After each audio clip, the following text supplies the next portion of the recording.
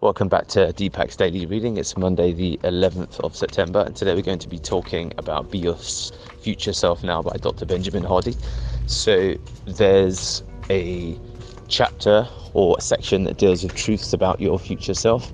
So there's various quotes which I'll read out and then explain as I move through it. So the first one is, if a man hasn't found something to die for, he isn't fit to live. So this brings to mind militaristic type of ambitions or goals, which of course everyone doesn't buy into.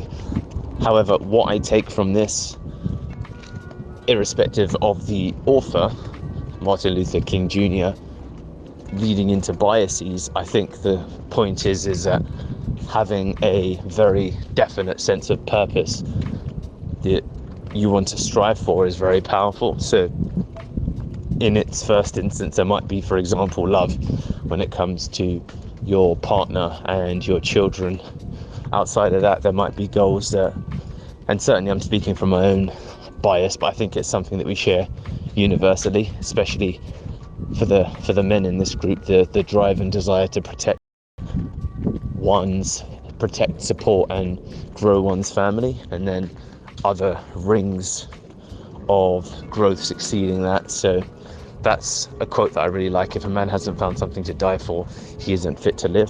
And then there's the intrinsic driver of success for success's sake itself, but I think a lot of it relates to the desire to help humanity and how much of a guiding purpose that becomes once you've achieved basic self-sustenance, which, if I'm being honest, is something I've not yet achieved yet. It's personally having, for example, £500,000 in your personal bank account, which I've never done. I've not even, I think, had that at one time in the company. So there you go. The next quote is from Ralph Waldo Emerson: "Shallow men believe in luck, strong men believe in cause and effect." So I like that although at the same time there's of course the quote that the harder I work, the luckier I get, which is really a tribute to the power of hard work. Then believing that things are a matter of luck at the same time, I think is totally not the ideal approach. So believing there's always a cause and effect, I think is intentional. And as I grow in focus and purpose and direction, I think that there's going to be even better things that will happen for me.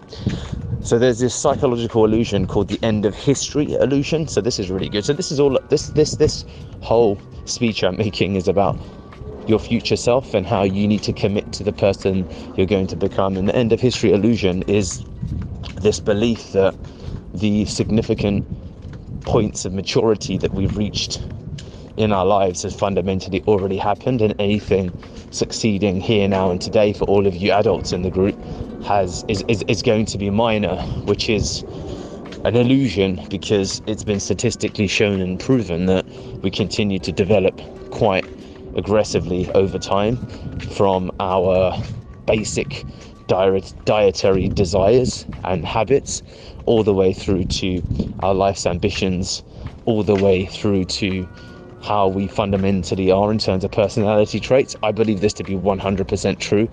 We are not great at visualizing the future and how that might be, which is ironic because our brains, of course, are prediction machines. Let's predict what's going to happen and let's drive towards that goal, even if it's engaging in automaticity,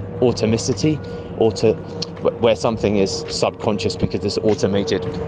So the end of history illusion is really interesting, and that relates also to the ease of remembering and the difficulty of imagining.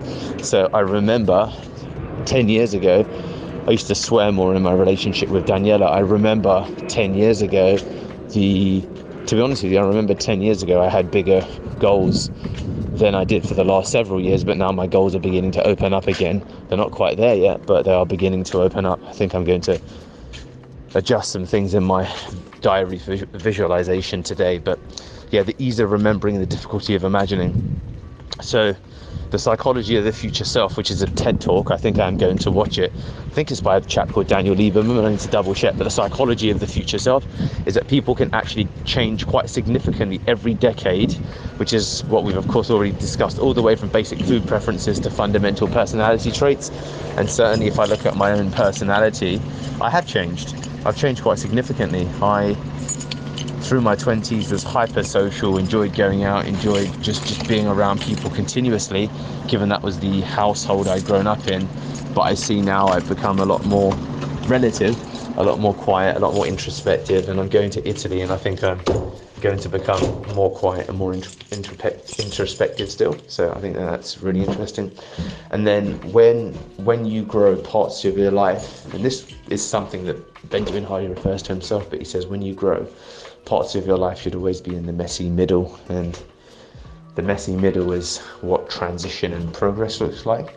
And the point with this is that your trajectory matters far more than your current position, which I really like.